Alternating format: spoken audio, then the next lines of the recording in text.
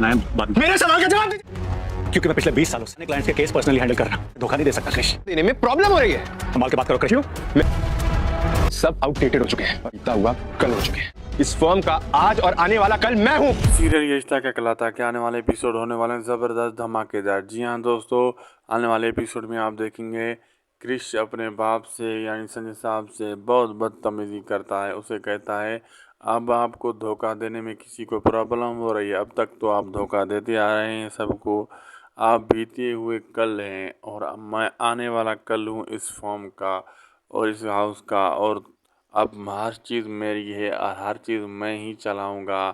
वो सब मेहमानों के सामने अपने बाप की बेइज्जती करते हैं, उसे बुरा भला कहते हैं क्रिश, और कहते हैं ना जैसी करनी वैसी भरनी। और यहाँ भी कुछ यही सीन होने वाला है और दादी साहब भी ये सीन देख रही होती है। अब आगे देखना मज़ेदार होगा क्या होने वाला है।